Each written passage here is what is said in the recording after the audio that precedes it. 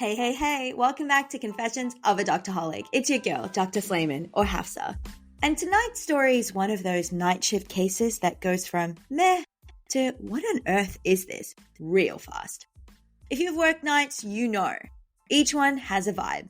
Sometimes it's weirdly quiet, sometimes you're doing 3-stack consults and wondering if the full moon is out, and sometimes the theme of the night is, what even is this diagnosis?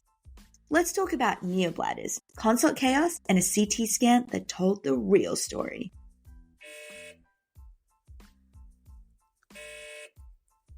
So the night is young, and it starts off pretty hot. I get a consult for right up extremity modeling. Yeah, weird presentation already. The concern? Maybe compartment syndrome. Not super common in the upper extremity like that, but sure, I'll go and check it out. We head over, the patient's hand looks fine. No swelling, pulses are present, cap refill is good. Honestly, it's giving someone panicked because their hand was cold and pressed a button. Apparently they had some presses running through a peripheral IV earlier in the day, so the thinking was maybe some extravasation or vascular spasm, but nothing to act on now. Cool. Crisis averted, or so I thought. A little later, I get another consult, this time abdominal pain. Now this is where it gets messy. The patient had pain earlier, but it improved after they placed a Foley catheter. Which, that's unusual, but okay. But then he started getting worse again. Lactate goes up, the team says, hey, we think something is off. They get a KUB, which doesn't show much. We get another one, still looks the same. I'm like, I don't know what I'm supposed to be seeing here. Everything feels vague, but that clinical gut is telling me there's more to this story. So we finally get a CT scan. And friends, that CT scan lit up like fireworks. There's air everywhere. Retroperitoneal, peritoneal, around the bladder, the works. And then we learn something new.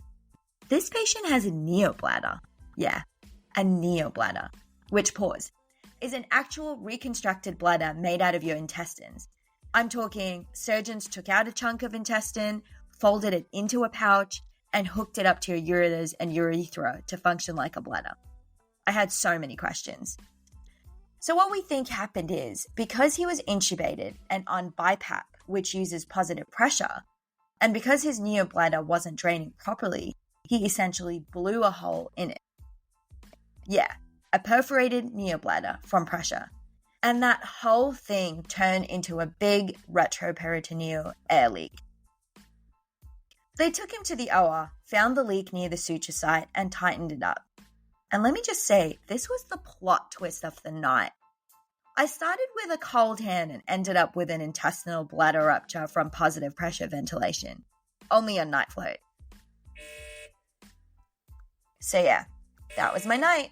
Started off thinking, I don't even know if this consult is real, and ended up learning what a neobladder is the hard way.